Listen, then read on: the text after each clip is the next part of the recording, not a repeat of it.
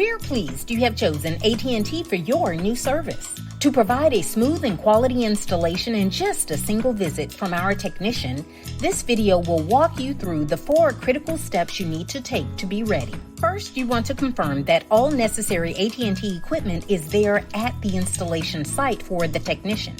Sometimes it ships to a different site or a centralized site if multiple locations are involved, so this is important. You will have received a digital notification containing all equipment order numbers and associated UPS shipping number. On the day of installation, each piece of equipment needs to be at the site where it will be installed.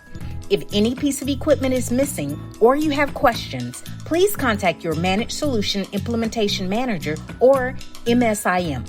Next, review the power and rack requirements for the equipment to confirm there is the minimum adequate power available, AC or DC, with proper grounding within 6 feet of where the equipment is to be installed. Also confirm that there is sufficient space in a suitable rack or on a fire-rated 3/4 plywood backboard.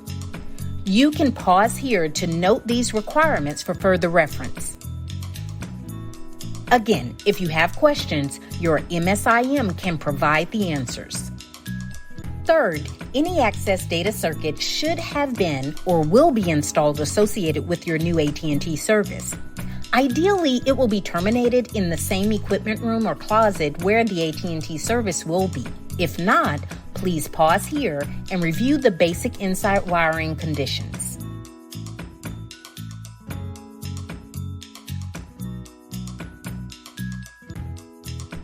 If you meet the wiring conditions, an AT&T technician will take care of the wiring as part of the installation.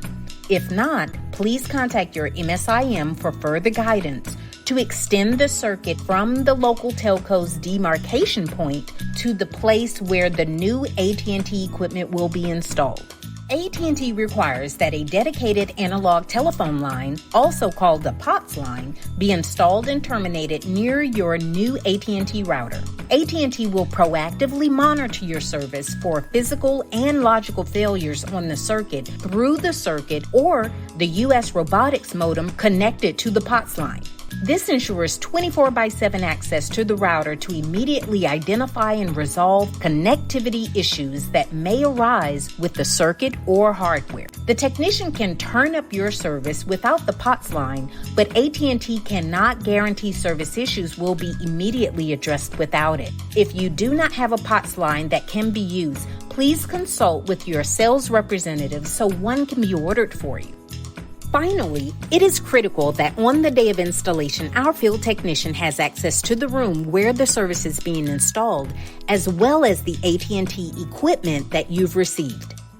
In a separate location, the technician will also need access to the local telco's point of demarcation. It is imperative that we receive the name and telephone number of the person who will be providing admittance to the technician so we can coordinate. If our work will be done in a restricted area, we'll need the contact information of whomever will be escorting our technician.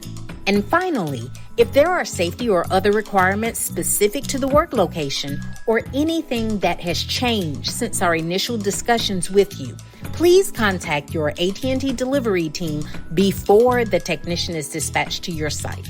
Please follow these instructions and don't hesitate to contact your MSIM to get your answers to any questions you might have. With your attention to these 4 install tasks, we'll have a smooth installation of your new service. Your satisfaction is what we want above all else. We value your business and thank you for it.